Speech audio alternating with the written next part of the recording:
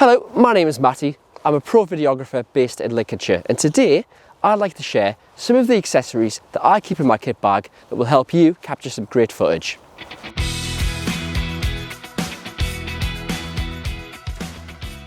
First up, let's talk about audio. Sound is just as important as the footage that you capture. I use 3 different accessories when recording audio, and the first one is the Rode Wireless Go 2. As its name suggests, it's a tiny little wireless mic, has a unit that connects to the camera, and one that can be worn on the collar or connected to a lav mic. Next up, when I'm shooting events, a better solution is to use a hot shoe mic.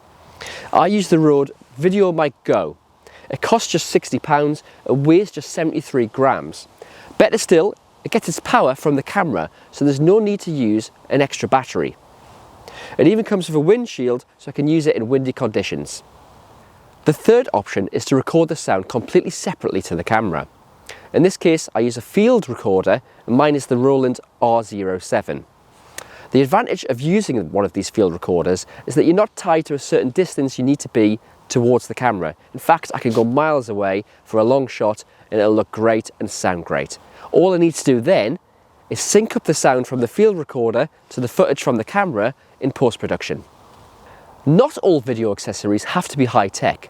Dust on your sensor can cause no end of problems, so I always carry an air blower in my kit bag. Give it a few squeezes and it will blow the dust away, saving you hours in post-production. Better still, it costs just a tenner. If you do have a bit more budget and you want to capture super steady footage, then it's worth adding a gimbal to your setup. I use the RS2 from DJI because it can hold 4.5 kilograms of payload. That's enough for a full-frame DSLR or mirrorless camera paired with a heavy, fast aperture lens. It really does keep footage super steady and will add production value to your movies. Lastly, remember to pack a high-quality SD card, especially if you're planning to shoot high-quality 4K video.